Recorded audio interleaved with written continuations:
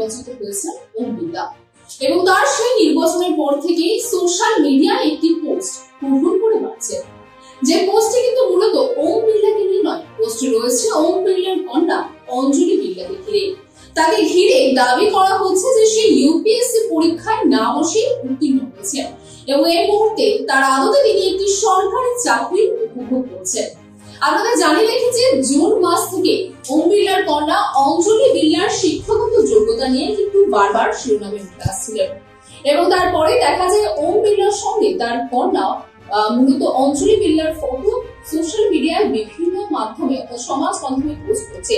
Facebook থেকে শুরু করে এক্স হ্যান্ডেল থ্রেডের মাধ্যমে যে পোস্টে লেখা হচ্ছে, ভারতে শুধুমাত্র একটি মাত্র দেশ যে দেশে ইউপিএসসি পরীক্ষা না দিয়ে আপনি উত্তীর্ণ হতে পারেন, তবে শুধু উত্তীর্ণ হতে গেলে আপনাকে লোকসভার স্পিকারের কন্যা হতে হবে।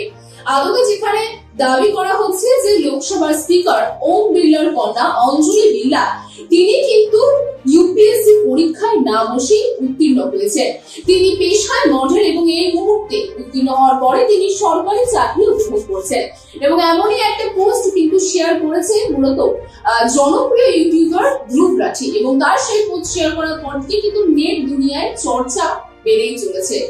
তবে সত্যি কি তাই? সত্যি কি ওম বিড়লার কন্যা মূলত অঞ্জলি বিড়লা তিনি ইউপিএসসি পরীক্ষা না দিয়ে এবার তিনি জিতে মূলত পাশ করেছেন সেই পরীক্ষায় এবং তারপরে তিনি সরকারি চাকরিও উপভোগ করছেন?